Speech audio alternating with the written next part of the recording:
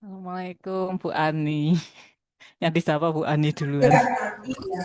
Waalaikumsalam, saya lagi rapat. Oke, monggo Bu. Bu Ana, Bu Hermin.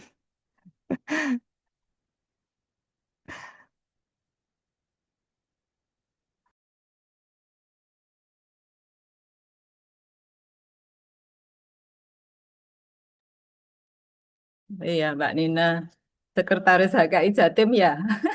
Bendahara Bu. Oh, bendahara. Oh, Nggih, sekretarisnya Bu Bu Silvana. Silvana ya. Oh, nggih, nggih. Nggih. Iya, saya yang baru-baru itu enggak begitu. Iya, iya. Dulu kan Bu Konita nggih Bu nggih. Jadi Oh iya, ada Bunita, ada ya, Bulaita, yang ya. muda-muda yang dulu ini yang masih ini paling aktif di eh, jajaran kita, maksudnya seusia Betul. kita. Iya. Saya Iya. ini juga telat Bu. Sudah nggak muda lagi. Tada lo yang Masa toh kita anggap muda loh karena anak-anak kita. lah iya Bu. Iya. Kemarin ada Assalamualaikum Mbak lihat Nina. Prof. Hmm? Adi ya. Konita loh. Prof. Adi kemarin berkunjung di Malang ya Oh kemarin. iya Bu. Iya, Nggih. iya. Ketua HKI setelah Pak Tatas ya berarti ya. Iya. Oh, iya Bu. Iya. Yang ketua semacam operasional gitu kan Bu, nggih. Iya, yang sedang ya sedang Iya. berlangsung ya.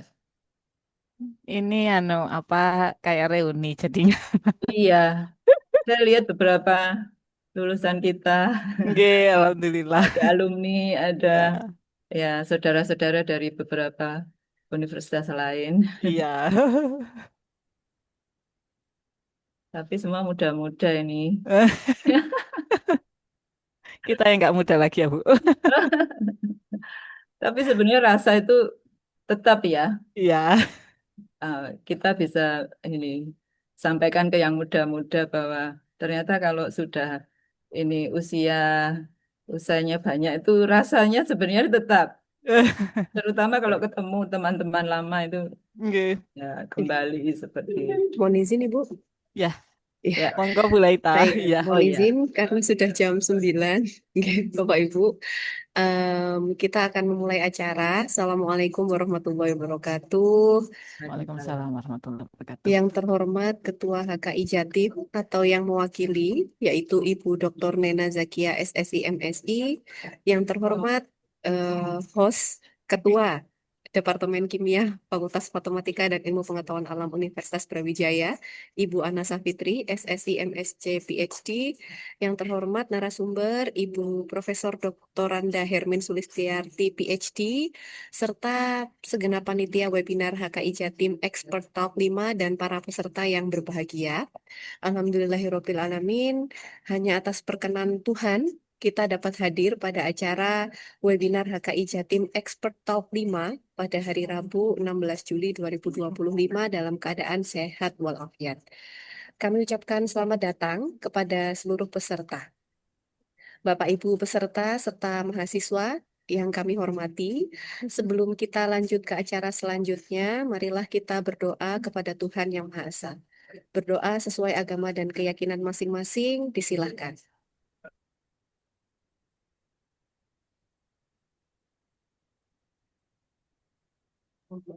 Selesai, Bapak Ibu peserta yang kami hormati, selanjutnya kami mohon dengan hormat kepada Ketua HKI Jatim atau yang mewakili untuk memberikan sambutan pada kegiatan hari ini. Kepada Ibu Dr. Nena Zakia SSI MSI, disilahkan Ibu. Ya, terima kasih Bu Laita. Mohon izin kepada Bapak Ibu semuanya. Assalamualaikum warahmatullahi wabarakatuh.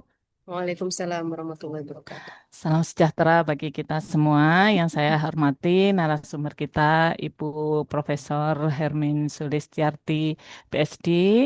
Kemudian juga moderator Ibu Dr. Laita Dinira, juga kepada para peserta webinar, Bapak Ibu dosen.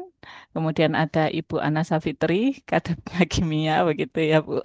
Salam kenal Bu. Kakak kelas ini Bu. Kakak kelas bilangnya.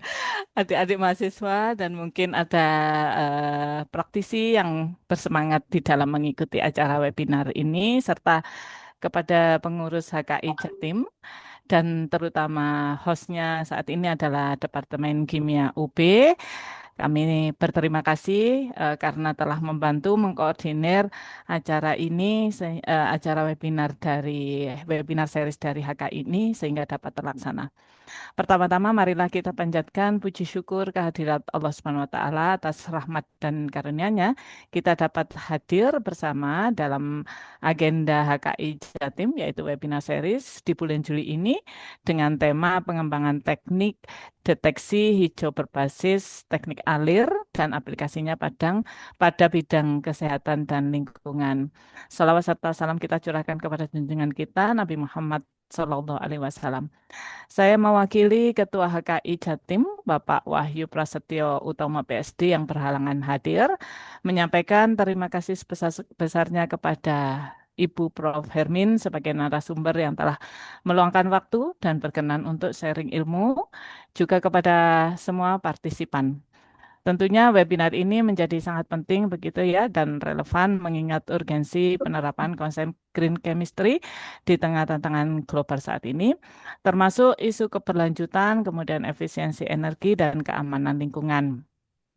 Nah, kami berharap bahwa kegiatan ini tidak hanya menjadi forum diseminasi pengetahuan, tetapi juga menjadi ajang kolaborasi. Jadi menjembatani kolaborasi antar peneliti, dosen, mahasiswa, dan praktisi yang multidisiplin tentunya, yang pada akhirnya dapat memajukan riset dan mendorong inovasi-inovasi baru, terutama di bidang kimia dan aplikasinya. HKI Jatim berperan aktif di dalam mengadakan webinar-webinar series setiap bulannya. Jadi kami berharap Bapak Ibu serta adik-adik mahasiswa ataupun alumni itu dapat mengikuti webinar-webinar yang akan diselenggarakan oleh HKI Jatim. Kemudian secara khusus kami juga menaruh harapan besar pada penguatan peran komunitas kimia terutama di Jawa Timur melalui organisasi profesi kita, yaitu HKI, dan terutama untuk HKI Jatim begitu, karena memang di Jawa Timur ini kita mengetahui bahwa sebenarnya potensinya besar, baik sumber daya manusianya, kemudian PTN-nya, kemudian laboratoriumnya, juga banyak industri yang berkembang di daerah Jawa Timur, sehingga memang sangat kita perlukan untuk kegiatan seperti ini. Eh, Akhir kata, saya mengucapkan selamat mengikuti webinar.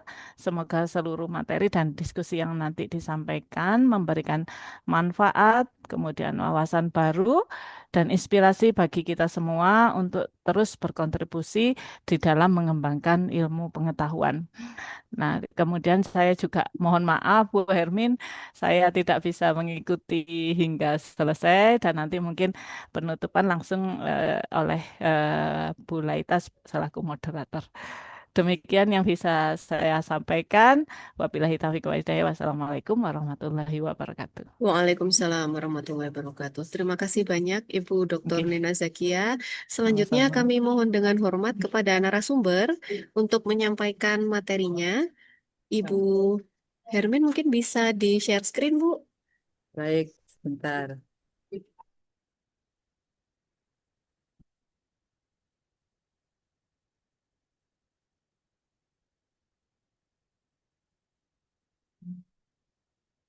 Di full screen mungkin, Bu. Ya, sudah? Saat ini masih PowerPoint-nya yang terlihat, yang ada di handout di kirinya itu masih. Nah, sekarang sudah tampak layar semua besar, Bu. Disilahkan Ibu Profesor Dr. Anda Hermin Sulistiarti, PhD, untuk menyampaikan materinya. Baik. Selamat pagi, Assalamualaikum warahmatullahi wabarakatuh. Salam. Eh, Pertama-tama saya ucapkan terima kasih pada Himpunan Kimia Indonesia, juga ini melalui Himpunan Kimia Indonesia Cabang Jawa Timur yang telah memberikan kesempatan pada saya untuk bicara pada hari ini. Juga dari Ketua Jurusan Kimia ya, Departemen Kimia yang menugaskan saya untuk mengisi acara webinar HKI Jatim. Eh, Baik, untuk hari ini kita topiknya adalah pengembangan deteksi hijau berbasis teknik alir dan aplikasinya untuk bidang kesehatan dan lingkungan. Jadi semakin ke sini ini sebenarnya apa ya? Sebenarnya semua atau saya sendiri semakin hari semakin merasa sebenarnya menjadi semakin tidak bisa apa-apa, semakin tidak tahu apa-apa dan semakin tidak punya apa-apa. Jadi ini ceritanya berarti hanya sharing tentang apa yang sudah kami lakukan ya di kimia analitik gitu. Nah, untuk teknik deteksi hijau ini basisnya adalah green chemistry yang sudah dicanangkan mungkin lebih dari 20 tahun yang lalu, di mana konsep atau prinsip green chemistry ini sebenarnya meliputi 12 aspek ini.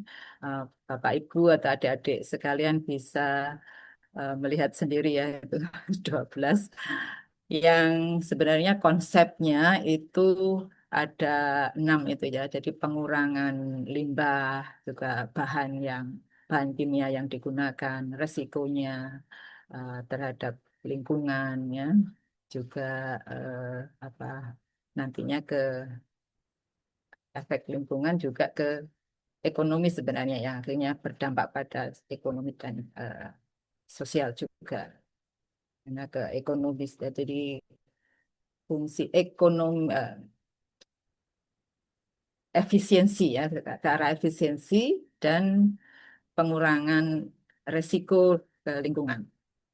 Nah, untuk itu kita di area kimia analitik menggunakan berkontribusi di kimia hijau ini melalui penggunaan pengembangan metode yang meminim, meminim, apa, meminimalisir penggunaan reagen ya dan juga menghindari ke penggunaan bahan kimia yang beracun.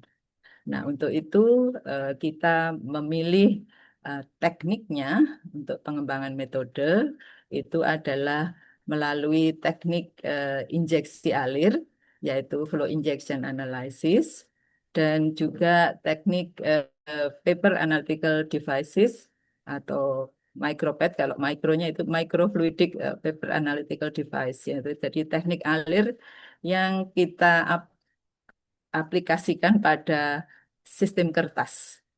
Nah, sedangkan reagennya kita menggunakan ekstrak alam.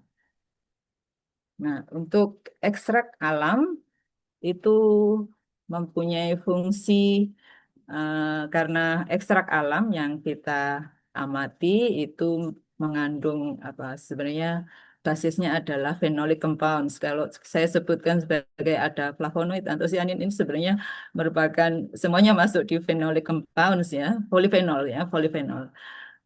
Jadi polifenol, flavonoid masuk polifenol, antosianin masuk flavonoid. Jadi intinya adalah uh, pada phenolic compounds-nya yang rata-rata karena senyawa polifenol, jadi dia mudah sekali dia teroksidasi sehingga dia berfungsi sebagai reduktor atau antioksidan. Sehingga kalau yang di biokimia ini grupnya Bu Ana Safitri, Bu Kadep itu banyak mengeksploitasi ekstrak alam sebagai antioksidan untuk kesehatan ya. Jadi seperti itu kalau di kimia analitik kita menggunakan ini karena antioksidan itu pada dasarnya adalah reduktor.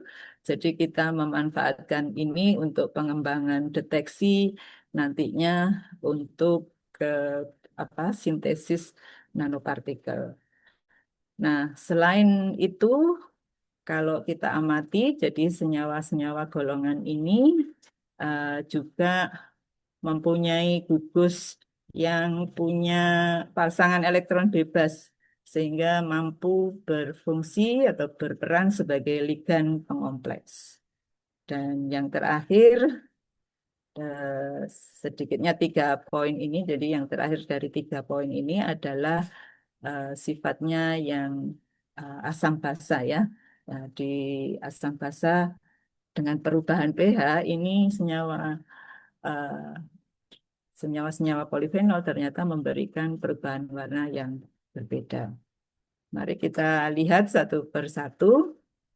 Nah, untuk reagen dari apa ekstrak alam ini, nah, yang pertama tadi adalah fungsinya sebagai reducing agent atau reduktor.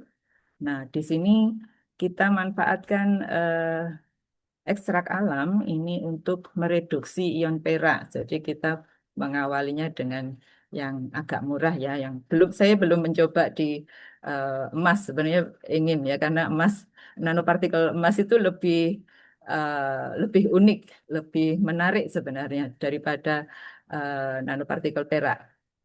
Jadi dari bentuknya yang sifatnya ya, propertinya yang sangat unik itu sebenarnya lebih emas ya.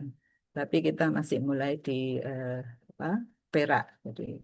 Jadi ekstrak alam ini kalau kita tambahkan pada larutan perak nitrat, ini mampu mereduksi ion perak menjadi perak nol, jadi menjadi logam perak. Nah, logam kalau ukurannya sangat kecil dari di daerah nanometer, maka yang terlihat adalah sebagai larutan. Nah, ini kita biasanya memerlukan katalis dari sinar matahari. Jadi kita panaskan dengan sinar matahari langsung beberapa menit, biasanya sekitar 40 sampai 1 jam itu sudah optimum. Nah, kita akan melihat larutannya yang dari awalnya ekstrak itu apa menjadi orange. Orange itu menunjukkan nanopartikel perak sudah terbentuk. Nah, jadi eh, hal ini apa, merubah sangat besar ya image bahwa logam perak itu warnanya ya seperti perak seperti itu. Ternyata ternyata kalau logam itu ukurannya sangat kecil, ternyata memiliki warna yang sangat berbeda dengan aslinya. Sehingga kita tidak heran ketika zaman dahulu kala, kemajuan di zaman kerajaan tempo dulu, itu gelas-gelas yang warnanya merah, biru, dan lain-lain ternyata itu nanopartikel dari emas. Jadi zaman dulu sudah maju duluan sebenarnya, cuma tidak disampaikan sebagai nanopartikel. Sekarang kita mulai menggali lagi dan tentu saja dari sisi analitik kita memanfaatkannya untuk pengembangan metode analisis. Nah, untuk ini jadi setelah jadi ekstrak dari tanaman ini selain dia sebagai reduktor, maka dia juga sekaligus sisanya itu berfungsi sebagai capping agent. Capping agent dalam hal ini dia berperan untuk menstabilkan nanopartikel yang terbentuk. Karena kalau nanopartikel terbentuk ini tidak ada apa stabilizing agentnya, maka nanopartikel akan bergabung dan terjadi aglomerasi yang kemudian membentuk apa partikel yang lebih besar dan bisa mengendap. Nah, karena itulah ini keuntungannya dua, jadi sebagai reducing agent sekaligus sebagai capping agent. Jadi kalau kita awal-awal sintesis nanopartikel, kalau kita baca di jurnal, itu menggunakan reduktor apa, chemicals ya, jadi bahan sintetis ya. Nah, karena itu diperlukan juga penambahan stabilizing agent. Tapi dengan menggunakan ekstrak tanaman, kita sekaligus memanfaatkan ekstrak tanaman ini sebagai reduktor dan capping agent. Nah, ini kita sudah aplikasikan ya. Um, Ternyata kita mengamati bahwa nanopartikel perak ini kalau ada merkuri, ini nanopartikel perak ternyata bisa teroksidasi kembali menjadi Ag+, sehingga warna nanopartikel yang perak yang dengan ukuran sekitar 50 nanometer itu dia mengabsorpsi panjang gelombang di antara 400 sampai 500. Jadi kita kan kalau terbatas dengan definisi nanopartikel itu adalah yang ukurannya 0 sampai 100 nanometer gitu. Nah, jadi untuk silver nanopartikel itu berada pada sekitar 400 sampai 500. Nah, ini dengan fenomena bahwa perak nanopartikel ternyata dengan adanya merkuri itu teroksidasi kembali sehingga warna nanopartikel peraknya itu menjadi berkurang dengan adanya merkuri. Jadi pengurangan warna, intensitas warna itu sebanding dengan merkuri. Karena itu kalau kita amati nilai absorbansinya semakin banyak merkuri, konsentrasi merkuri ini semakin rendah ya, absorbansi dari nanopartikel. Sehingga yang kita amati dari situ, dari sisi analitik adalah konsentrasi merkuri itu akan sebanding dengan pengurangan absorbansi dari nanopartikel. Sehingga yang akhirnya yang kita gunakan sebagai kurva kalibrasi adalah delta absorbansinya. Kemudian di sisi yang lain, ternyata nanopartikel ini kalau kita tambahkan di situ ion besi 2, ini ternyata justru meningkat. Nah, ternyata di situ ada peristiwa seperti eh, seperti kompleks gitu. Jadi ada nanopartikel yang eh, ada capping agentnya, sementara capping agentnya itu juga bersifat ligan. Lah ini ligannya gandeng ke ion besi. Nah, sehingga nanopartikel yang satu dan lainnya tergabung tapi tidak sampai mengendap. Nah, itu yang kita amati eh, dari sisi analitik, yaitu konsentrasi ion besi 2 ini sebanding dengan peningkatan absorbansi dari nanopartikel. Nah, ini yang tidak boleh tentu saja kalau jadi mereka berarti saling mengganggu. Kalau kita menganalisis merkuri 2 ya jangan sampai ada besi 2 karena besi 2 justru meningkatkan sementara merkuri harus menurunkan dan sebaliknya ya. Jadi itu efek antara keduanya.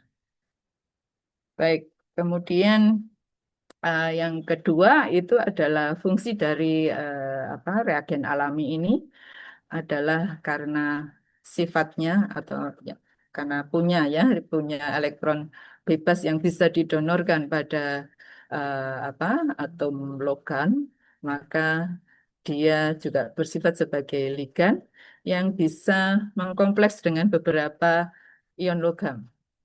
Nah, ini kita coba satu persatu mesti di awal ya kita perlu mencoba ini karena ternyata setiap ekstrak itu memiliki ya kandungan atau fitokimia tadi ya yang berbeda-beda yang mana yang mau mengkompleks dengan ion logam ya. Jadi kita coba eh, satu persatu mana yang bisa mengkompleks dengan eh, logam.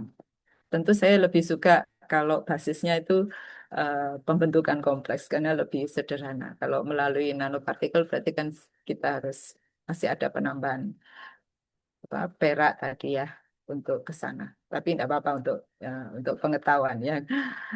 Oke.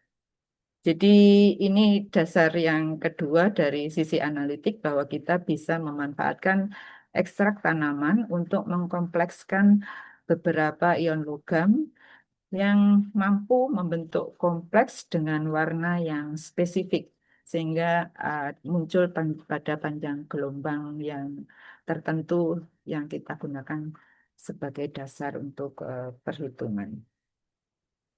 Yang berikutnya kita manfaatkan ekstrak tanaman itu didasarkan pada sifatnya asam basa ya. Di ekstrak tanaman itu kalau kita mengekstrak bunga-bunga atau umbi atau apa buah-buahan yang berwarna, kita masih mencoba yang berwarna. Saya sebenarnya penasaran untuk yang tidak berwarna, misalkan warna apa mawar putih sebenarnya seperti apa ya, kita belum belum mencoba di situ. Jadi saya masih mau memprogram mahasiswa untuk mengamati apa sih perbedaan dari apa warna-warna yang nampak pada bunga-bunga. Karena kan kadang bunga-bunga itu sebenarnya juga dipengaruhi oleh pH larutan ya. Atau Tuhan menciptakan tanaman yang mawar putih itu mungkin dengan apa ada akar yang hanya menyerap ya atau mengkontrol sehingga air yang terserap itu nantinya punya pH tertentu sehingga warna bunganya menjadi putih atau yang lain ya kuning dan sebagainya. Kita kan pernah melihat sekarang kalau bunga sedap malam itu dibuat warna-warni ya. Jadi dulu kan sedap malam itu kan hanya warnanya putih. Nah, sekarang kalau kita beli itu bisa warna-warni, ada merah, biru, dan lain-lainnya. Nah, di mereka celupkan itu di pH yang berbeda ya.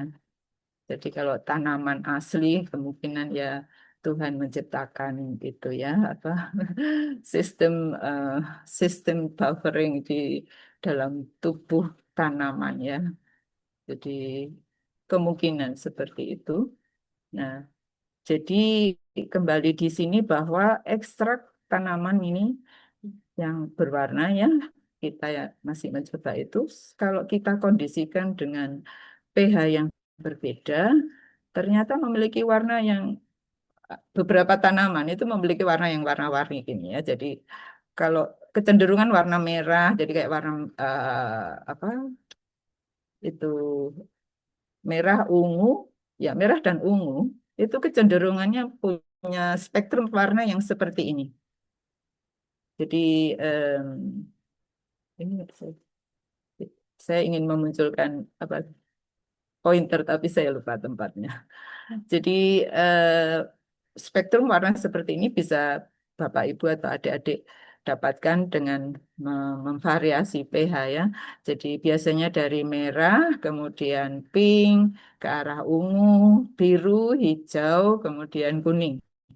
Nah ini kita amati untuk mawar merah, ubi ungu, juga apa kemarin kobis kobis merah ya itu punya spektrum yang hampir sama seperti ini. Yang ungu-ungu bunga telang, kemudian apa namanya yang ungu-ungu di rumput-rumput itu juga saya lupa namanya bagus tapi saya lupa namanya.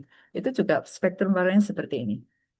Jadi di situ ada perubahan struktur ya, di mana hanya perubahan karena penghilangan H plus saja ya. Jadi ada di situ ada sistem delokalisasi elektron yang menyebabkan dia berubah dari apa flavelium sampai ke quino, quino, quinoidal base ya.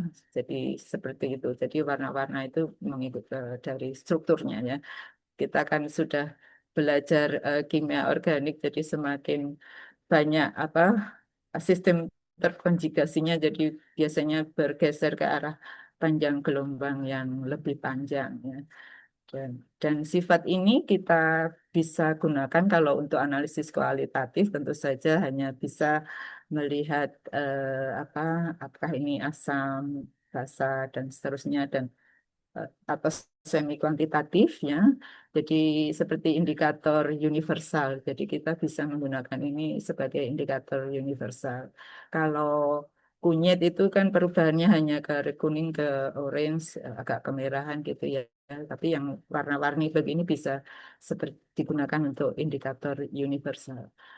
Nah, untuk analisis secara kuantitatif kita juga eh, apa cobakan ini untuk analisis amonia atau senyawa lain ya sebenarnya yang bisa bersifat asam atau basa karena konsentrasinya asam dan basa tersebut itu berdampak pada pH larutan, maka otomatis akan bisa diamati dari perubahan warnanya. Nah, kita ini harus hati-hati juga Bapak Ibu sekalian untuk menggunakan ini sebagai dasar analisis kuantitatif.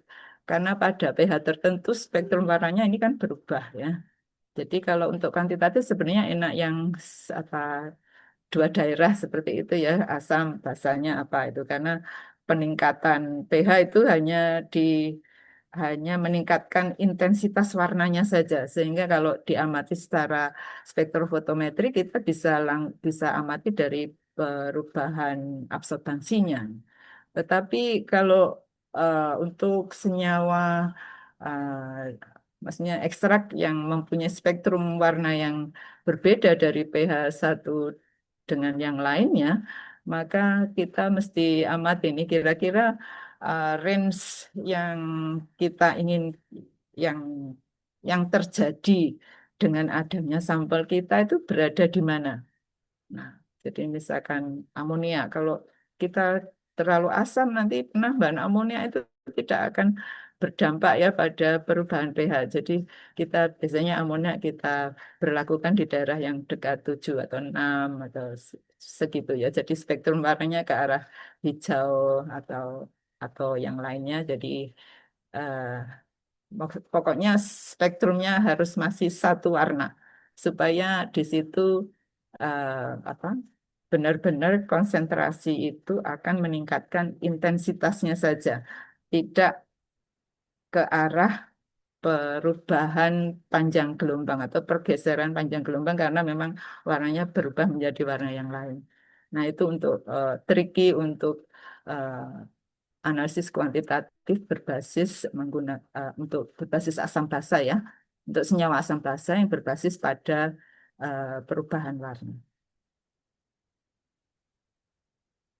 Oke, jadi setiap senyawa, maksudnya setiap tanaman tentu memiliki jenis apa tadi ya jenis polifenol atau flavonoid di situ atau antosianin. Kalau warna biasanya antosianin kandungannya di situ.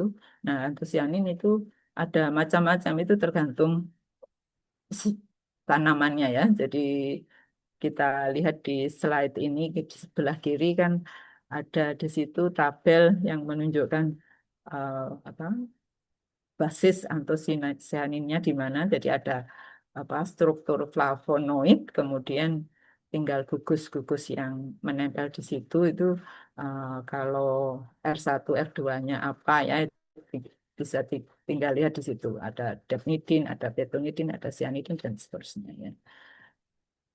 Nah, jadi itu Bapak, Ibu, adik-adik sekalian, kita menggunakan reagen alami atau reagen hijau itu untuk analisis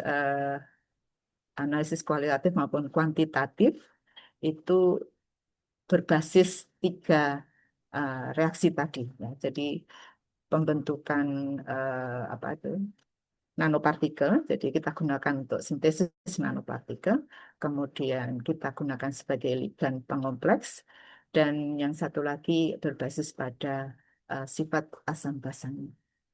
Nah, sekarang ke pemilihan eh, teknik atau pengenalan. Sebenarnya Bapak Ibu sekalian, saya yakin sudah eh, tahu ini semua ya. Jadi ini sama sekali tidak berarti menggurui, tetapi hanya sharing saja. Ini teknik hijau yang pertama adalah yang saya perkenalkan adalah teknik injeksi alir atau FIA yang merupakan basis atau dasar kita untuk menciptakan atau mengembangkan metode analisis otomatis. Jadi semua basis metode analisis otomatis eh, hampir melalui apa, sesuatu yang mengalir. Namun dewasa ini luar biasa saya jadi ini ya kalau kita lihat DMA juga sampelnya juga apa kering juga apa ya, kalau kita datang ke industri itu, saya lihat mahasiswa PKL, bagaimana cara Anda menganalisis ini jadi bahan-bahan makan gitu. Ternyata mereka tinggal memasukkan bahan padatan terus muncul karbohidratnya sekian, proteinnya sekian. Loh, kok bisa seperti itu gitu ya? Iya, oh, saya pikir mereka belajar bagaimana memahami eh, reaksi kimia yang terlibat dalam analisis karbohidrat, protein dan lain-lain. Nah, sekarang itu sudah apa disederhanakan menggunakan AI ya, artificial intelligence ya. Jadi semua berbasis pemrograman dan tentu saja didasarkan pada penelitian yang berulang-ulang sehingga diprogram kalau ini jadi ini padatan ini ya dari dari misalkan tepung apa ini kalau kandungan airnya sekian. Nah, bisa jadi, oh karbohidrat sekian ini langsung diputuskan seperti itu ya. Saya sempat juga bertanya pada manajernya, oh bagaimana Anda, karena yang saya yakini itu program ya, bukan analisis sungguhan. Jadi bagaimana Anda ngecek kebenaran atas ini gitu, adakah analisis basah ya? Untungnya ada. Jadi mereka ada bulanan cek untuk menganalisis basah tentang apa itu, kebenaran menggunakan teknik eh, instrumentasi analisis yang seperti itu. Ya, jadi pemrograman tentu saja sangat memberikan kenyamanan bagi semua, tapi ya itu tadi kadang dasarnya menjadi karena sangat nyaman sehingga dasar analisis itu bisa tidak diketahui sama sekali ya. Nah, itu bahayanya di situ saja. Sebenarnya hanya bahaya bahaya di perkuliahan ya, bukan bahaya di hidup sih. Hidup tidak ada bahayanya asalkan kita selalu apa bisa menerima keadaan. Oke, jadi ini teknik FIA sederhana sebenarnya. Jadi yang penting reagen dipompakan, kemudian sampel diinjeksikan pada reagen yang mengalir ini, kemudian kita hubungkan dengan apa seperti cuping yang dikoilkan ya, sehingga di situ reagen dan sampel akan terkocok dan kemudian membentuk produk reaksi. Jadi biar menggantikan ya. Sebenarnya ini sangat mengenakkan sistem ini karena menggantikan kita dalam hal memipet. Kita tidak perlu memipet karena ada injektor yang sudah ada apa loop loop injektornya ya. Jadi berapapun yang kita injeksikan situ yang masuk ya segitu itu ya. Kita tinggal pilih berapa volume sampel yang akan dimasukkan ya. Kita tidak perlu hati-hati dengan siring dan lain-lainnya. Pokoknya kita injeksikan, maka yang masuk di loop yang kita pasang. Nah, kita tidak perlu juga reagennya harus ngepaskan pakai labu ukur ya harus sekian ya. Dengan ini semua tercampur pada komposisi yang tetap sehingga susah banget mengomong meminimumkan gitu aja ya. Itu untuk jadi minim dalam kesalahan manusia di sini.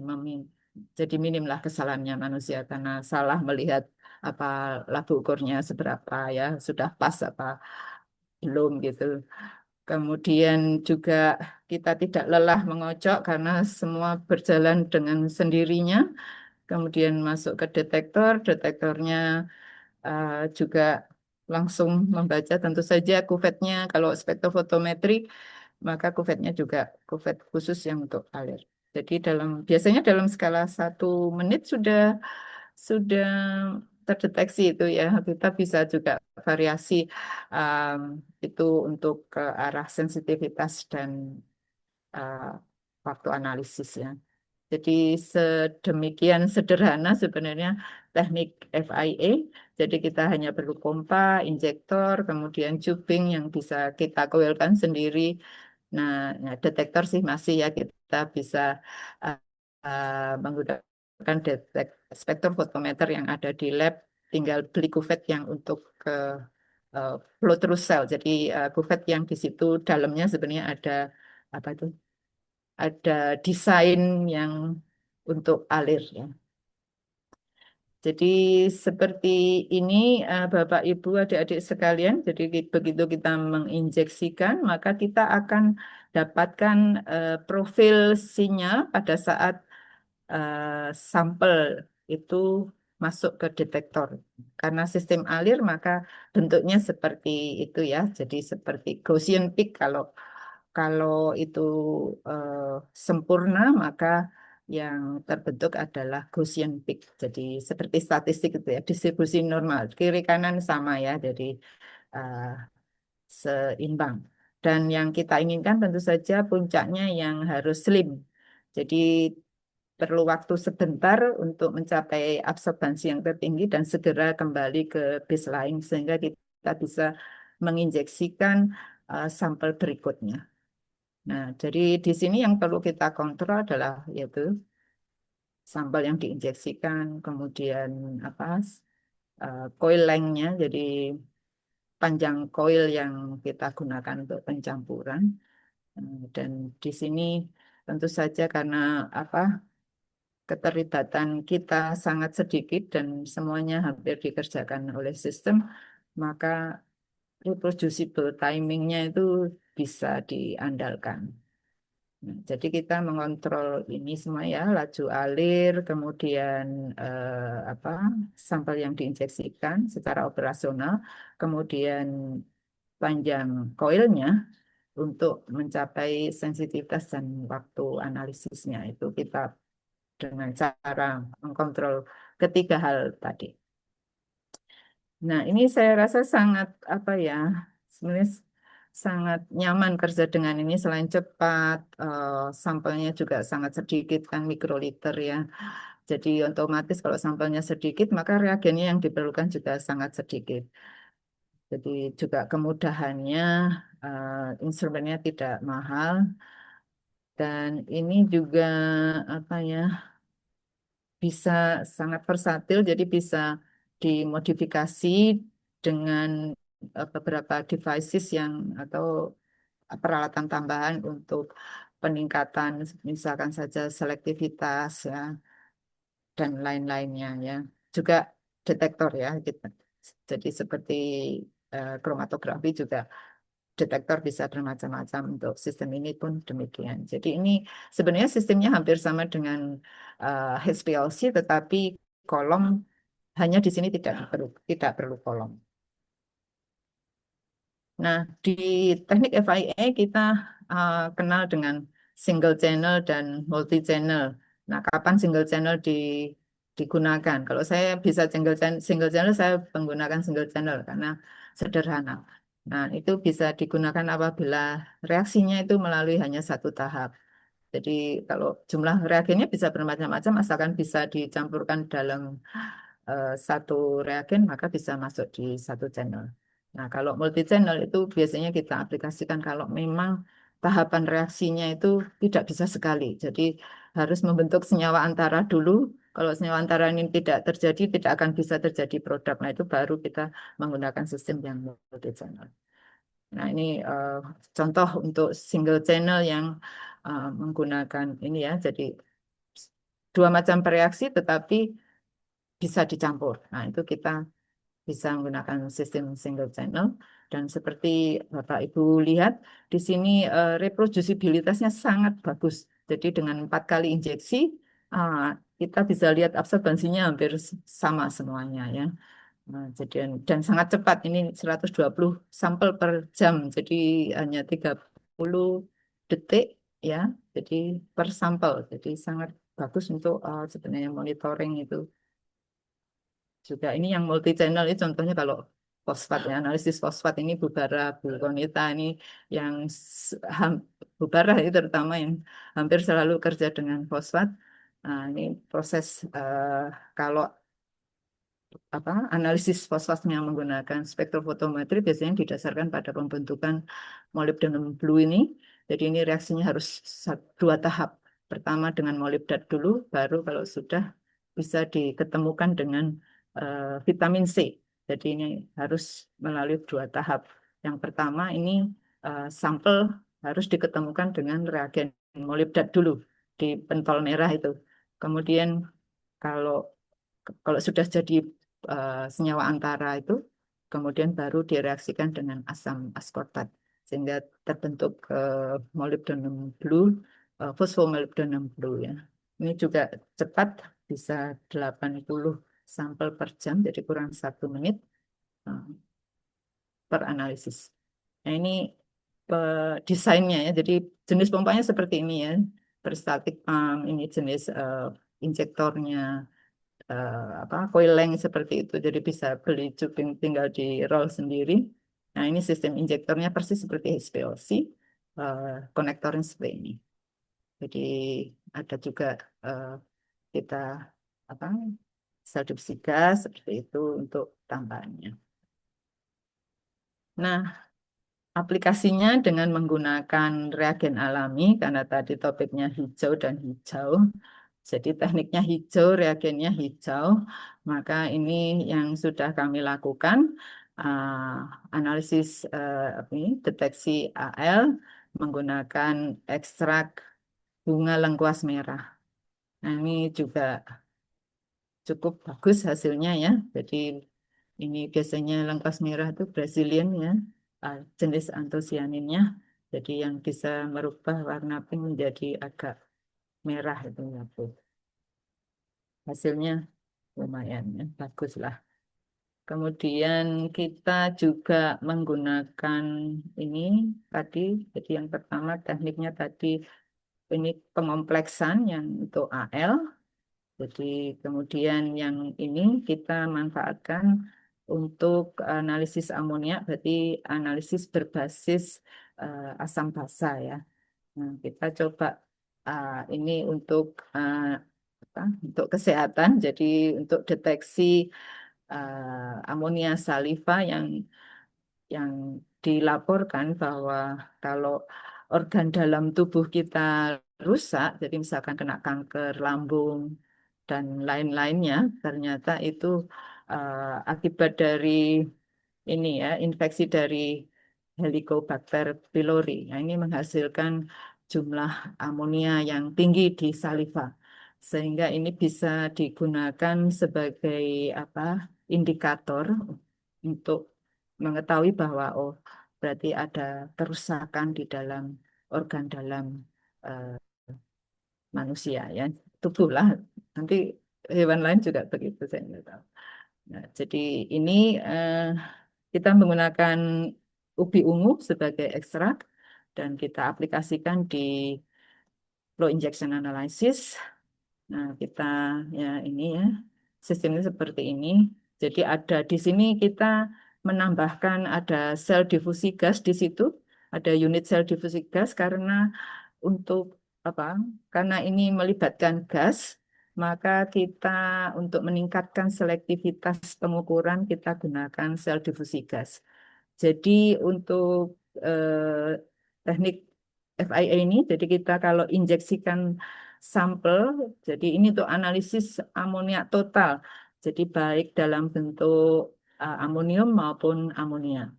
Jadi kalau sampel kita injeksikan di ini ya, di injektor yang terhubung pada NaOH, maka baik amonium maupun amonia ya, ini tentu saja amonia sudah otomatis ya itu NH4OH otomatis mudah eh, dekomposisi menjadi amonia dan molekul air dan amoniaknya apa akan terdifusi melalui sel difusi gas ini nanti ditangkap oleh ekstrak tanaman yang kita lewatkan pada akseptor stream. Jadi kalau sel difusi gas itu kita di situ ada dua aliran ya, aliran bawah itu kita namakan aliran donor, yang atas aliran aseptor. Jadi yang di donor itu sampel kita campur dengan NaOH, maka akan menjadi gas amonia yang akan berdifusi melalui membran.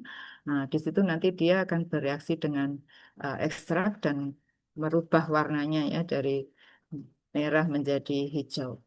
Nah, ini dasarnya eh, penggunaan ekstrak ubi ungu. Hasilnya seperti ini. Lumayan LOD-nya bisa di bawah 0, di bawah 1 ppm ya. Sehingga kita bisa aplikasikan juga di kolam ikan ya. selain di saliva. Jadi sebenarnya penggunaan ekstrak sebelumnya kita aplikasikan ke kolam ikan. Kalau yang ini kita aplikasikan ke saliva. Jadi amonia saliva sebagai dasar deteksi kerusakan organ dalam. Kalau ini penelitian yang sebelumnya, saya hanya mengenalkan, oh ini tidak perlu karena sama-sama menggunakan sel difusi gas. Jadi ini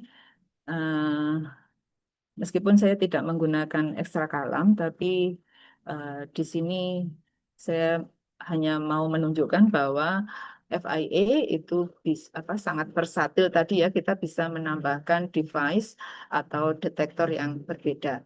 Jadi ini kita menggunakan seperti sel difusi gas, tapi di sini ada gapnya karena ini diaplikasikan untuk sistem yang menghasilkan gas, tapi di bawah juga ada endapan karena untuk mengatasi gangguan sulfida.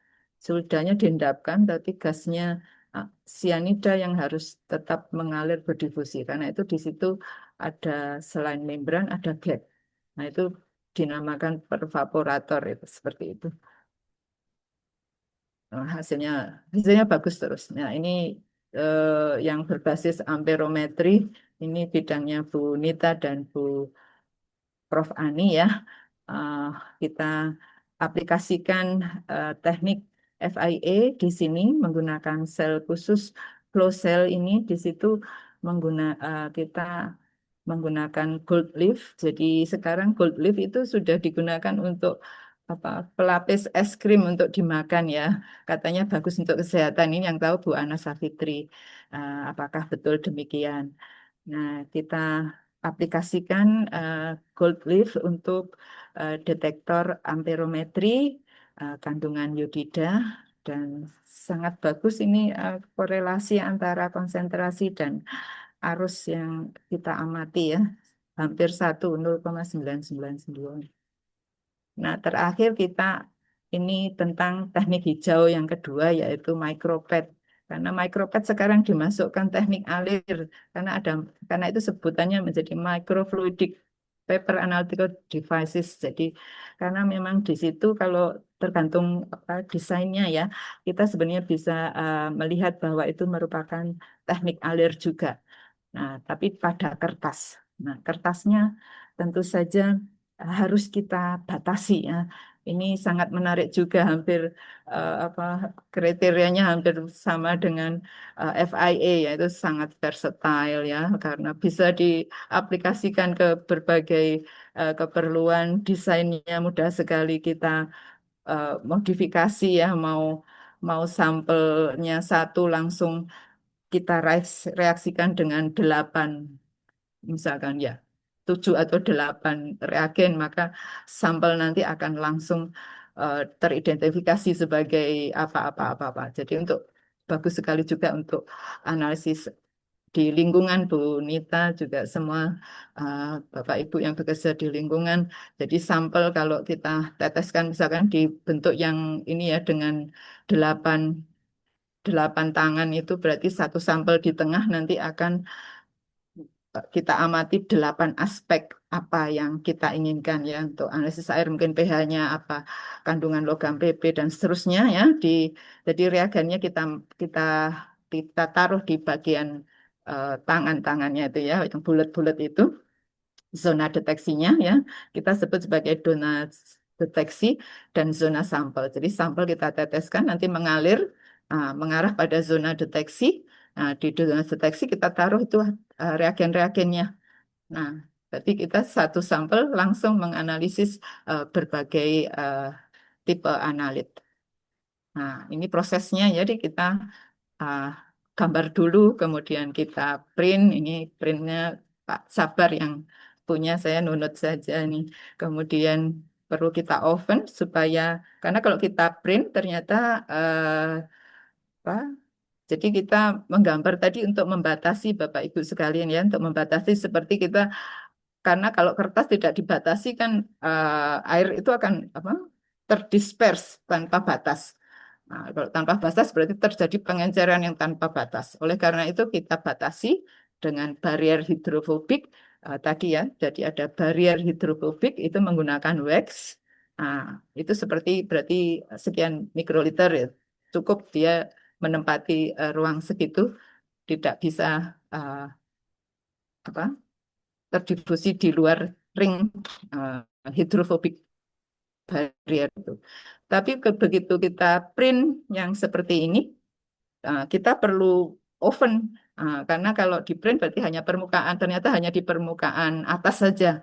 Nah, tidak tembus ke bawah. Kalau tidak tembus ke bawah, ternyata larutan tadi berdifusinya itu melalui bawah, jadi terjadi kebocoran. Karena itu harus di oven supaya wax-nya tadi bisa terpenetrasi sampai ke bagian bawah, sehingga tidak terjadi kebocoran. Nah, jadi itu ceritanya untuk cara persiapan atau fabrikasi untuk micropad.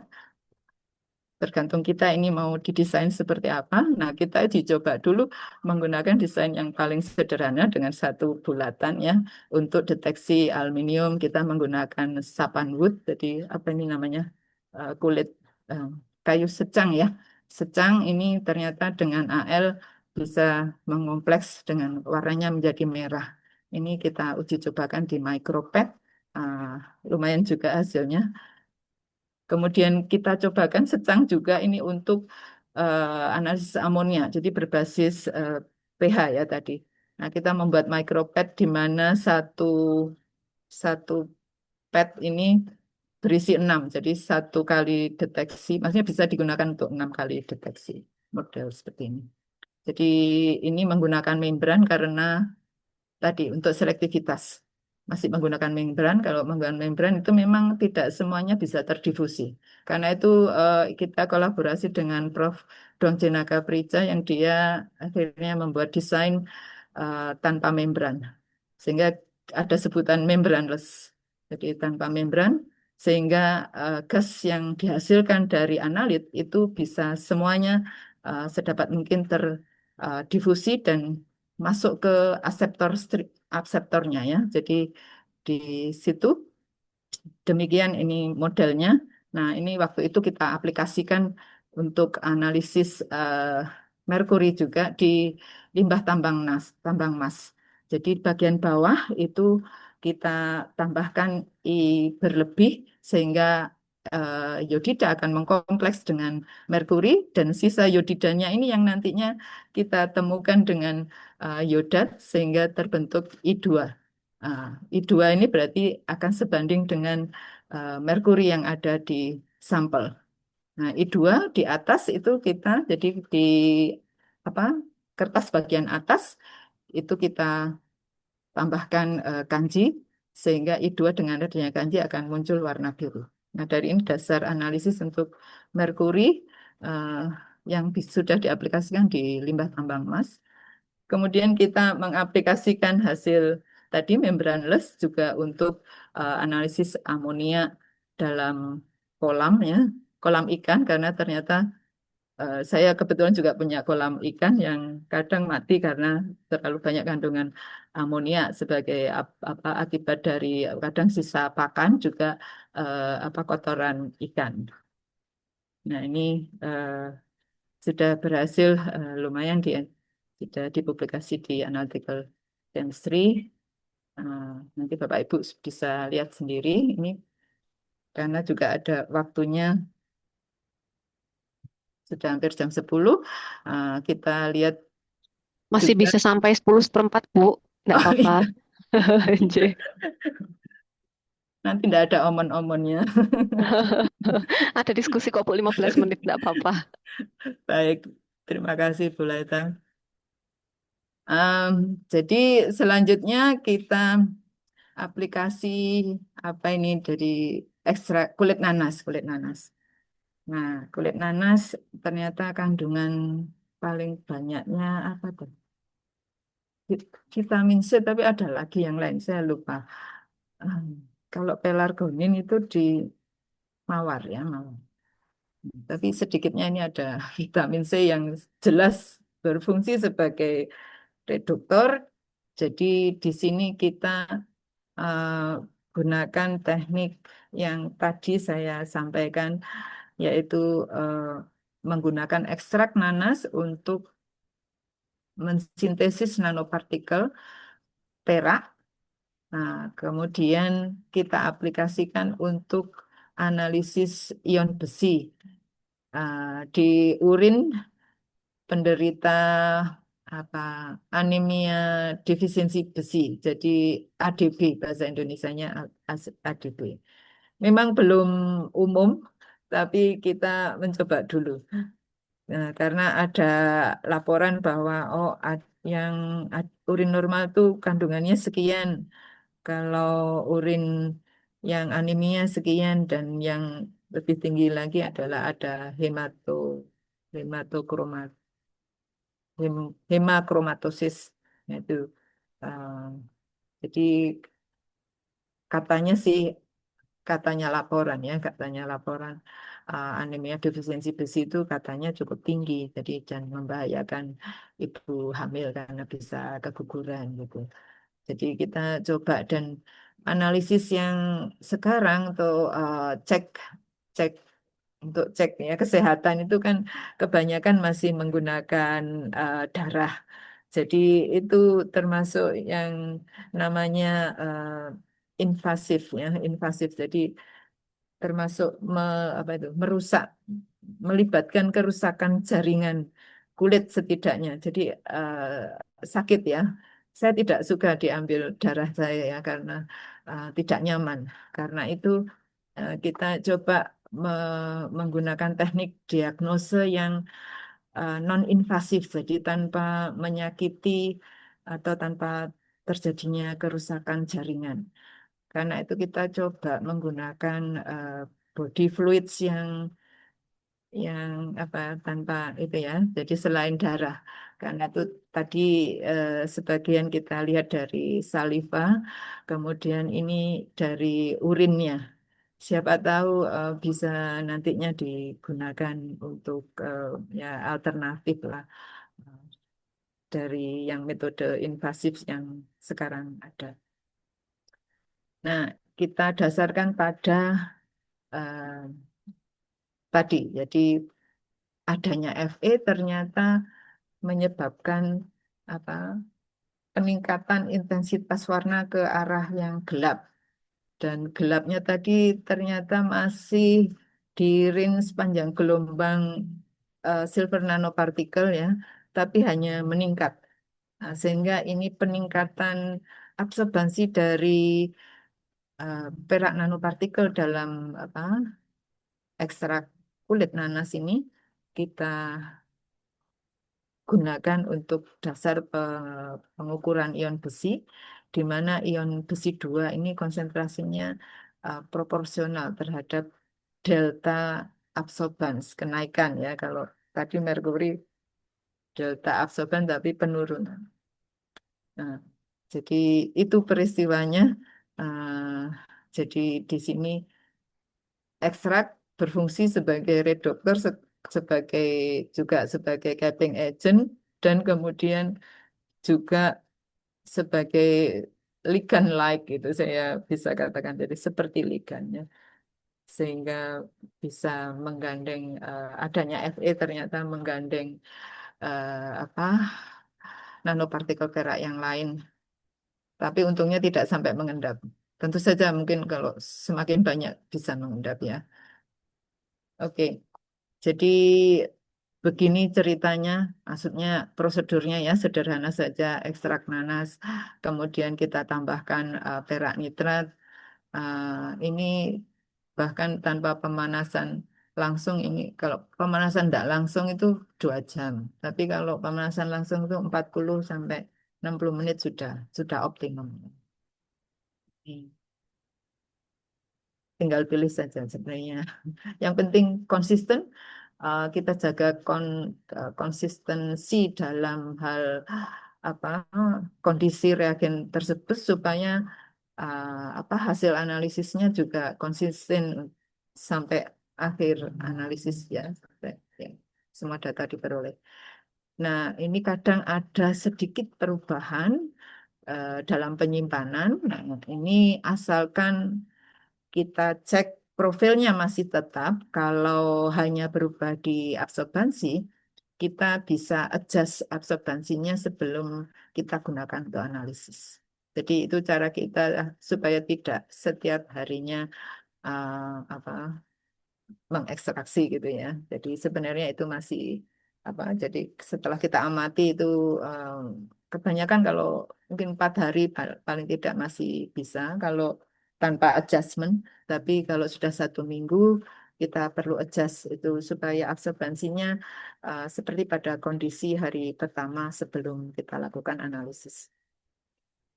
Jadi, seperti ini. Ya, kenampakan warnanya seperti itu. Tentu saja di PAD itu warnanya lebih apa ya, agak pudar ya. Tidak seperti di larutan. Kalau di larutan itu kelihatan sekali warnanya itu kecerahan warnanya. Tapi PAD tidak begitu. Jadi PAD kadang kalau dengan mata tidak terlalu jelas, tapi kita perlu bantuan image J untuk membacakan nilai intensitasnya. Nah, dan karena prosesnya seperti itu, kita pun menggunakan delta intensitas untuk kurva vakumnya. Saya sebenarnya sudah membuat smartphone yang bisa juga untuk langsung mendeteksi, tapi belum kita aplikasikan ke semua ini ya, ke semua jenis analisis.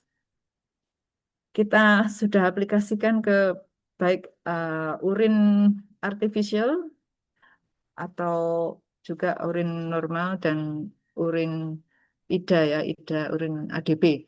Cuma kata dokter rumah sakit Malang itu yang pada saat kita melakukan penelitian, yang ADB, karena ADB anemia itu kan banyak sebenarnya jenisnya, tapi yang anemia defisiensi besi itu pas itu tidak banyak. Jadi yang diberikan kita masih 2 gitu ya. Jadi oke lah kita coba ini hasilnya seperti ini. Kalau uji recovery ya bisa diterima. Hmm. Lumayan, lumayan, lumayan untuk yang awal-awal ya. Ini kita uji cobakan lagi yang tadi mawar merah. Tidak tahu ini kita masih penasaran dengan mawar merah dan nanas. Kita coba ini kalau mawar merah ini basisnya ternyata besi bisa mengkompleks dengan ini. Saya jarang sekali ion besi cari pengompleks ion besi dari natural reagent ya, reagent alami itu kurang kurang menemukan. Sebenarnya ketemu, tapi warnanya gitu tadi, seperti kalau kita perlakukan dengan nanopartikel perak. Jadi warnanya itu ke arah gelap. Saya kurang suka menganalisis dengan apa dengan warna gelap, tapi saya lebih suka dengan warnanya yang ngejreng dan warnanya jelas warna lain gitu.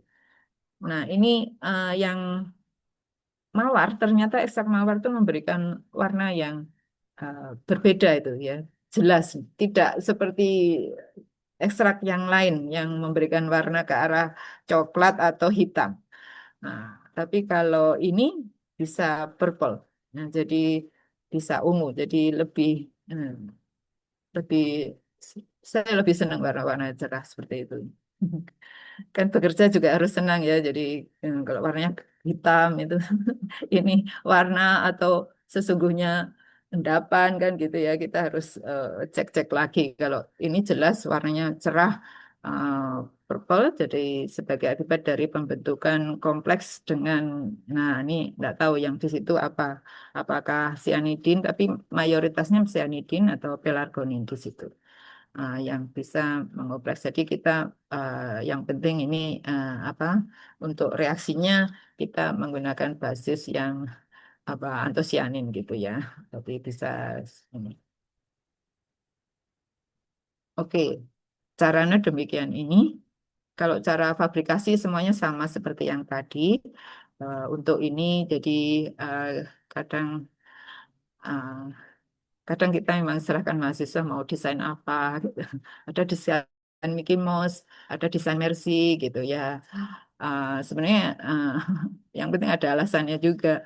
Oh, kalau Mickey Mouse apa ya? Ya Di setidaknya sana itu satu anu, kali untuk Duplo. bukan putrane Pak D.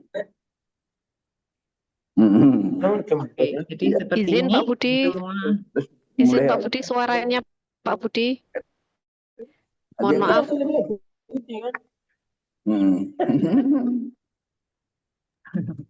Oh, Ya, kita kenal sekali dengan suara Pak Budi. Nggih. Nggih, sampun Bu. maaf. Nggak apa-apa, kan teman sendiri. Semua teman, semua bersaudara, tenang saja. Oke, jadi itu caranya sampel jadi zona sampel yang di bawah dan zona deteksinya ada di atas itu di kepalanya Mickey Mouse. Ah, sehingga satu kali sampel di situ paling tidak kita mendapatkan duplo. Nah, kita tentu saja optimasi ya berapa pasnya volume yang menempati lingkaran-lingkaran yang sudah disediakan. Kemudian kalau kita tunggu warnanya terbentuk ya, kita optimasi berapa volume sampel, berapa volume apa reagennya, berapa waktu yang dibutuhkan ya, sampai terjadi warna yang optimum. Nah, setelah itu baru kita potret. Tentu saja potretnya di tempat box yang dengan apa pencahayaan terkontrol ya supaya pemotretan satu dan lainnya itu eh, sama gitu. Kemudian baru kita masukkan ke program ImageJ untuk baca intensitasnya. Nah, ini meskipun eh, linear, tapi ternyata ada dua kecenderungan linear. Jadi kalau konsentrasi kecil sampai 4 itu seperti itu. Jadi kadang-kadang memang kita mendapatkan seperti itu dan saya tidak berani juga untuk memutuskan apa maksudnya satu straight lines ya. Enggak. Jadi ini kenyataan seperti ini. Jadi kita harus laporkan seperti ini sehingga kalau kita menganalisis di bawah 4 maka kita pakai kurva baku yang bawah. Kalau konsentrasinya tinggi, kita bisa menggunakan apa kurva baku yang atas gitu. Jadi ini kita tes menggunakan menggunakan sintetik urin kita buat sendiri. Kemudian juga sudah kita aplikasikan ke apa pasien penderita ADB. Lumayan lah. 5 menit lagi nggih Bu. Ya, sudah selesai kok, Bu. Jadi Oh, hasilnya siap. seperti ini. Ini baru kita tulis untuk publikasi.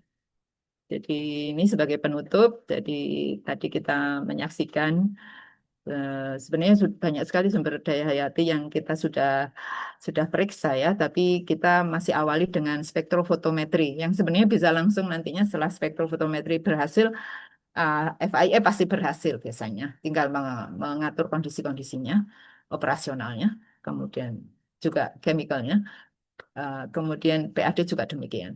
Jadi banyak kita sudah bermacam-macam bunga, asoka, bahkan kulit bawang merah dan lain-lainnya.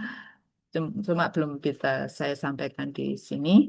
Uh, yang tertarik bisa kontak dengan saya.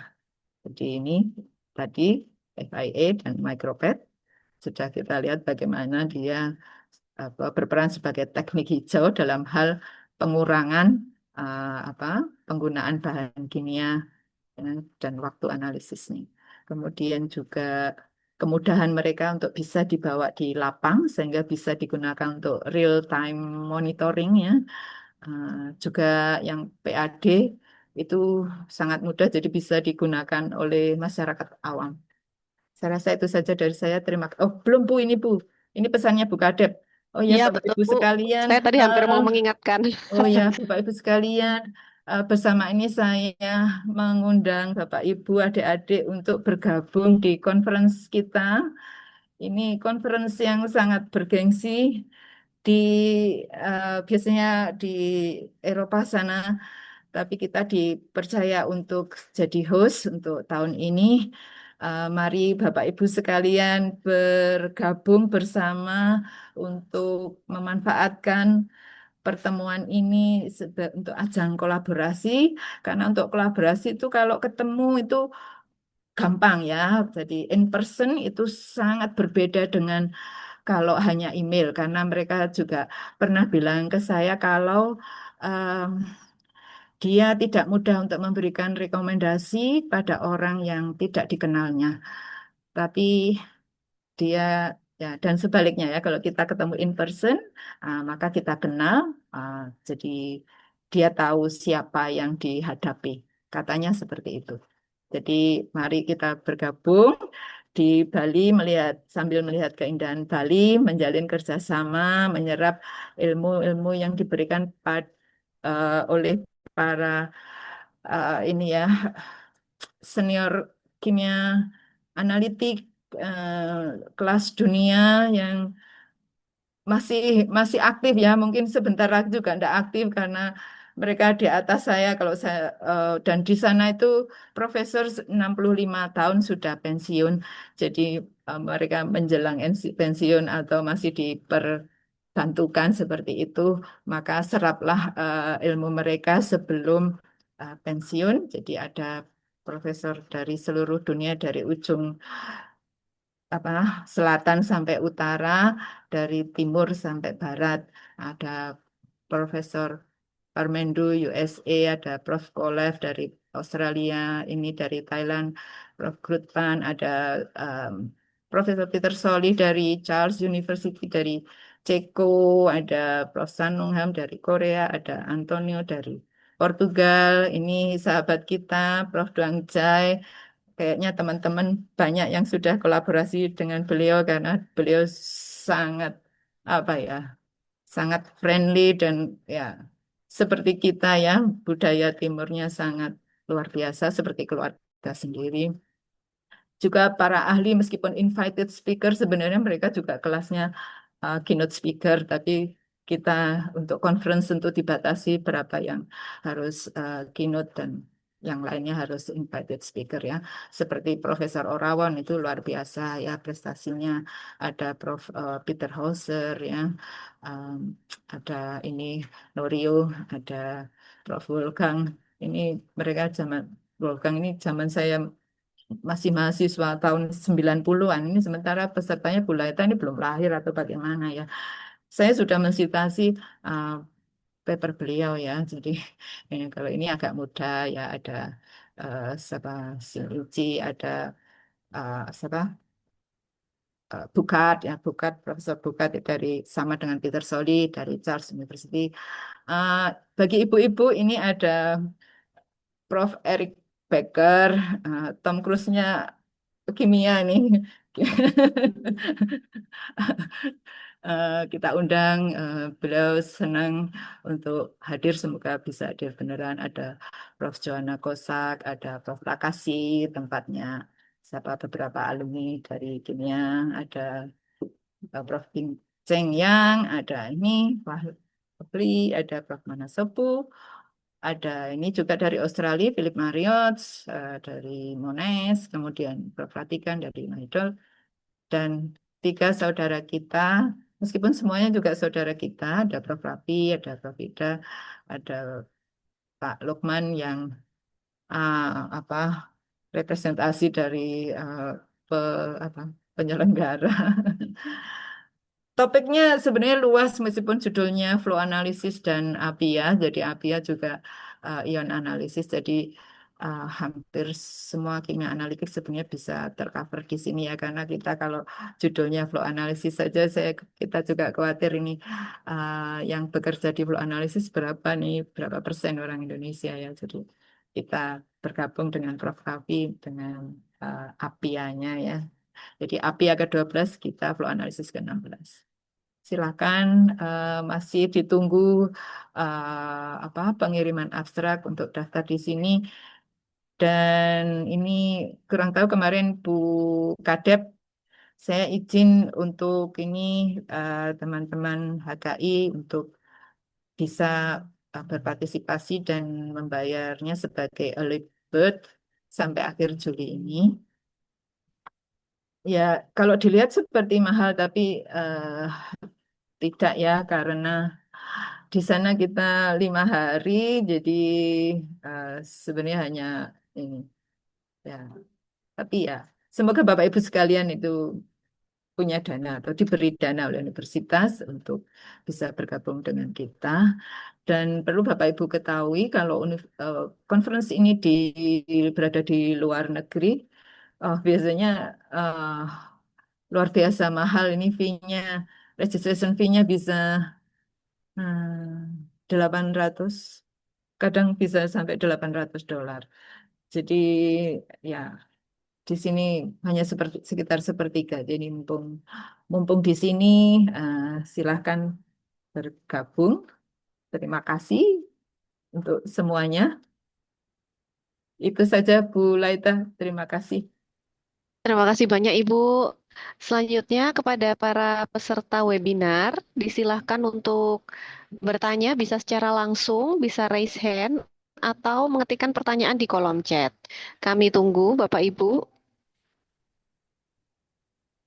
adik-adik mahasiswa, alumni, atau yang mau sekolah S2 atau S3 ya bersama Prof. Hermin atau tidak harus Prof. Hermin, Iya, mungkin ada Bu Ana, ada ayo profesor sama lainnya sedang kita. join sekarang. Bu Laita tahu saja kalau saya lagi cari mahasiswa. Ya, di situ adik-adik mahasiswa.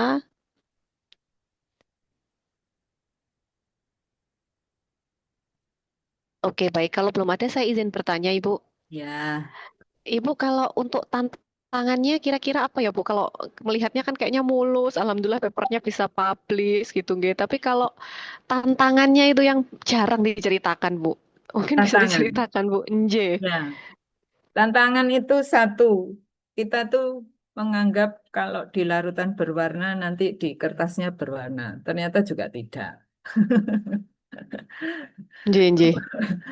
Kemudian juga ini ya, karena yang kertas apa yang Dua-duanya aja enggak apa-apa, Bu. dua-duanya. Biar mungkin Kalau apa ya, peserta yang ini punya gambaran. Oh, berarti kalau saya ini ambil FIA atau ambil yang kertas gitu. Nje. ya, kalau kertas itu memang kalau secara visual perbedaannya tidak begitu kelihatan ya, tapi bisa diatasi dengan image J tadi. Jadi kita perlu apa ya?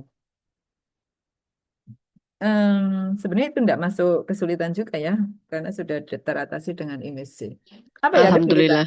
Apa ya Berarti cenderung kesulitan? mudah ya, Bu ya, cenderung Ah, bisa teratasi ya, Bu ya, ya. kesulitannya yaitu tadi kadang reagennya yang kalau ekstrak alam, kalau ekstrak berbasis air itu, nah hati-hati dengan penyimpanan karena ekstrak tanaman biasanya kan cepat busuk kalau dalam air. Nah, Nje, nje. ya kalau dalam etanol itu oke lah masih ini karena ada Hmm, juga antiseptik gitu, jadi oke. Nah, hmm, ini kesulitan kalau ekstrak air itu kayak sepertinya di kulkas maksimum ya sekitar mungkin 1 minggu. Hmm, Kesulitannya ya di situ harus ekstrak lagi.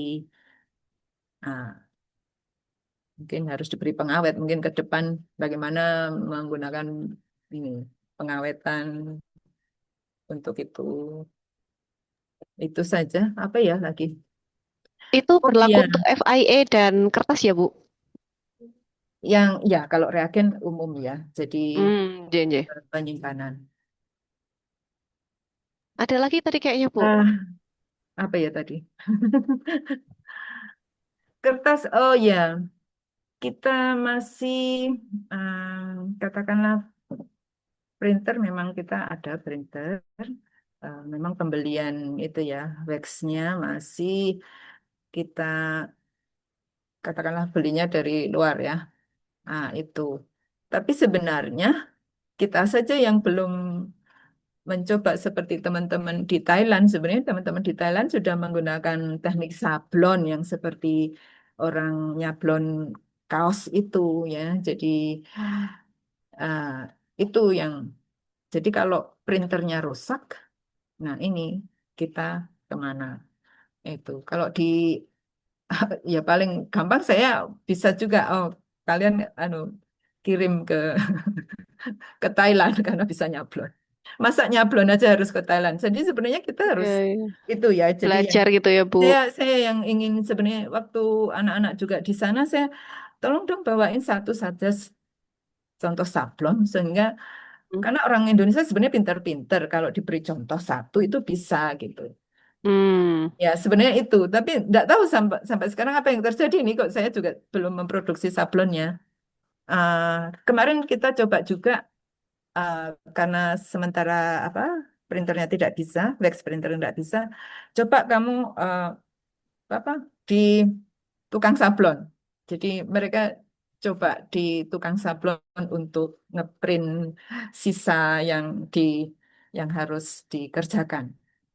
Nah, di tukang sablon ini nampaknya wax yang digunakan tidak ya sekental yang kita. beda ya, Bu Nah, ya. jadi Hmm, eh, kal sedikit ada kebocoran di situ.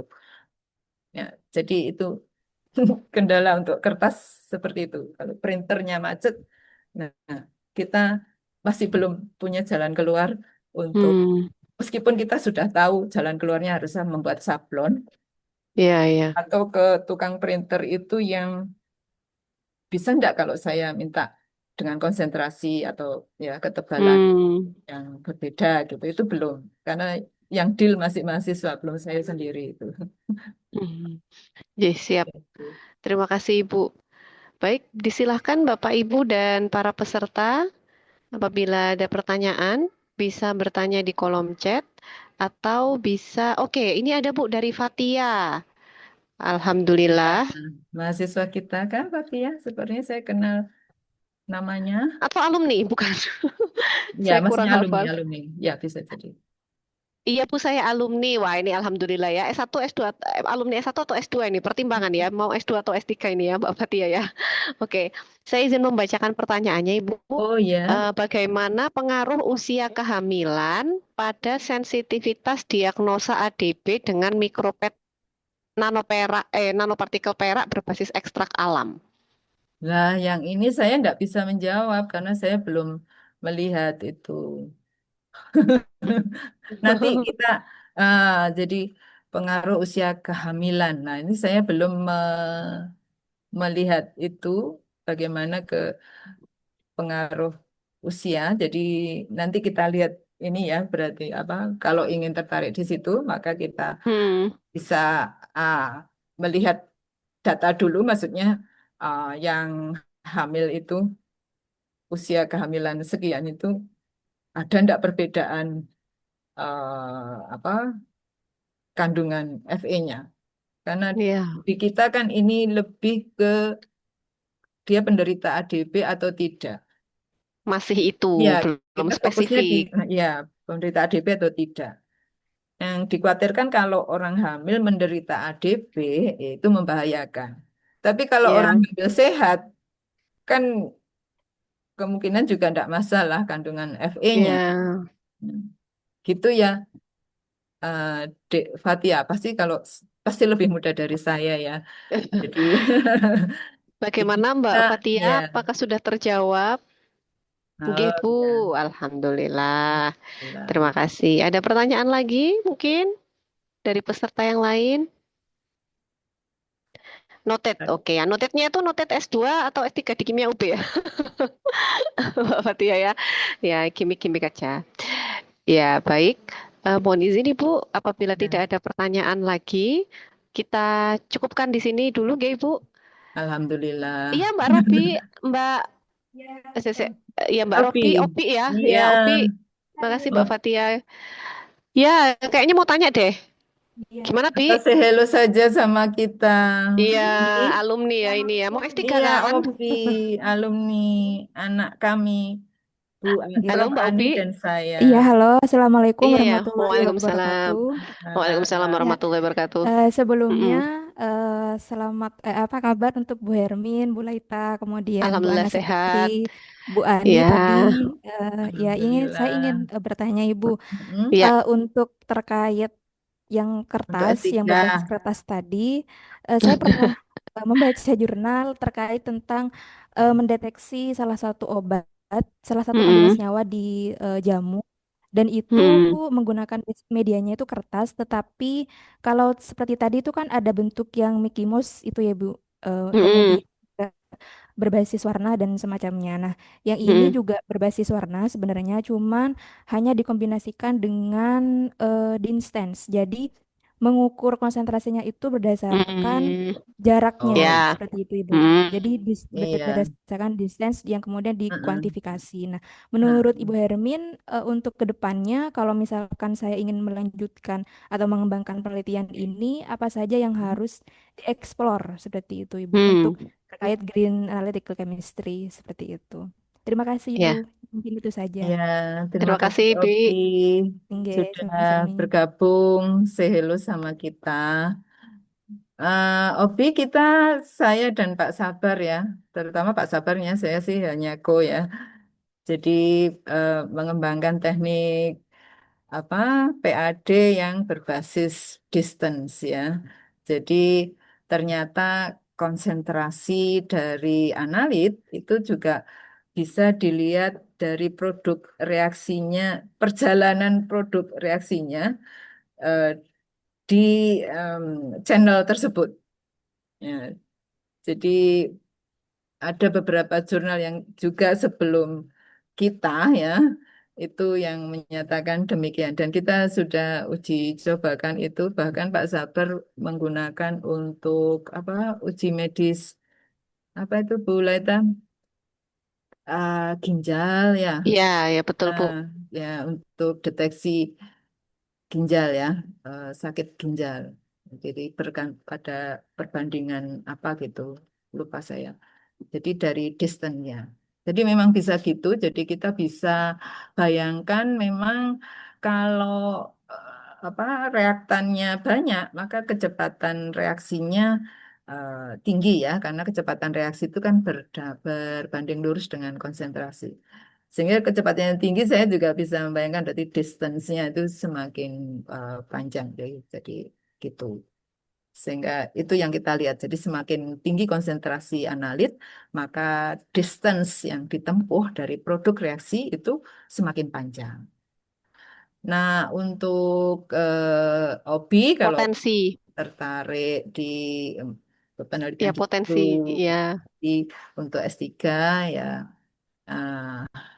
ini eh, memang teknik ini karena dikatakan tadi versatile ya, jadi bisa diaplikasikan ke banyak ya, banyak hal dan tekniknya macam-macam itu tadi ya ada cukup dengan apa perubahan warna, ada apa perjalanan itu distance distance base, ada juga yang itu seperti titrasi. Jadi Prof Takasi itu menggunakan PAD untuk titrasi.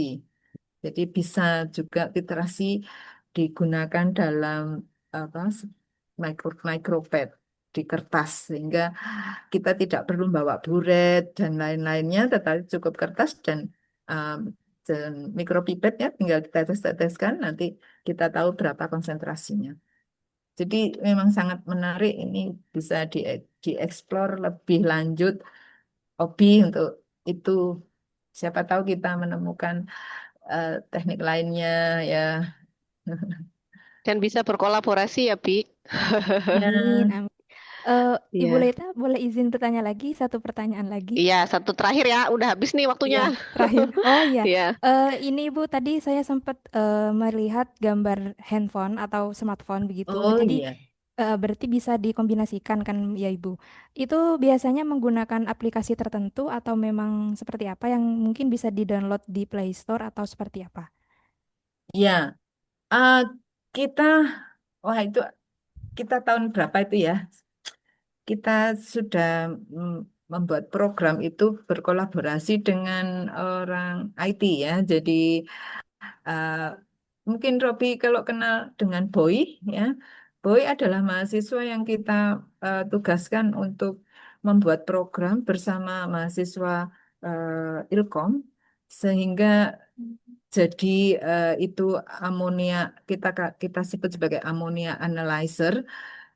Kita memang belum upload secara terbuka ya di internet, Tapi kalau perlu mungkin bisa apa boy bisa ya. Jadi saya bahkan menyimpannya tidak tahu, tapi kita jadi sudah jadi program itu dan kita aplikasikan untuk amonia waktu itu dan bagus sekali ya. Jadi dan sebenarnya sangat mudah untuk memodifikasi sedikit untuk aplikasi yang lain karena kan dasarnya itu ya ya harus ditulis sedikit ya. Itu bahasa komputer yang tahu mesti anak muda. Saya hanya tahu siapa orang yang bisa melakukan ini. Nah, itu sudah ada jadi sebenarnya bisa. Uh, s- jadi saya sebenarnya kalau mengukur itu bisa langsung apa dipotret pakai HP kita. Kemudian di HP kita ini sudah ada apa kayak seperti kita set untuk kurva bakunya dan lain-lainnya. Sehingga kalau kita begitu scan atau potret, kemudian kita klik untuk analyze, itu langsung nanti keluar berapa angkanya. Bahkan ada sekaligus, oh kandungan sekian ini berbahaya seperti itu. Itu sudah punya kita. Cuma belum kita publish secara terbuka. Di pidato saya, Profesor, saya sampaikan itu, Obi. Oh ya Ibu. Ya, Baik Ibu, nanti terima kalau kasih. tertarik ya bisa kita bicara di luar ini ya, Iya, Ya, terima lebih kasih Ibu lanjut. Hermin. Oke. ya, terima kasih Mbak Opi. Mohon maaf, harus saya potong ya, karena kita sudah melebihi waktu. Bapak Ibu, terima kasih banyak. Adik-adik mahasiswa serta para alumni, terima kasih telah hadir di acara webinar HKI Jatim. Mohon izin menutup acara ini dengan Alhamdulillahirrahmanirrahim. Sampai bertemu lagi Bapak Ibu di lain kesempatan. Kami tutup. Wassalamualaikum warahmatullahi wabarakatuh. Terima kasih Waalaikumsalam. banyak Bu Hermin. Terima Terima kasih kasih Bu Bu Ana Lena. Safitri, Terima Bapak Ibu kasih Bapak dosen Ibu yang sudah kimia, hadir, para adik-adik. alumni, para kolega di HKI Jatim. Sampai bertemu lagi. Terima kasih. Terima kasih. Izin mengakhiri, nggih. Oke, Terima terima kasih. kasih. Alhamdulillah. Terima Ih, kasih. Terima kasih. Kak Ratmo muncul. Tuh, Riz, mau. Rizky. Ya, ya, ya. Terima Jadi kasih, saya, Bu. oke. Terima kasih Terima ya, kasih, Bu. saya. Barakallah ilmunya. Ya, stay happy.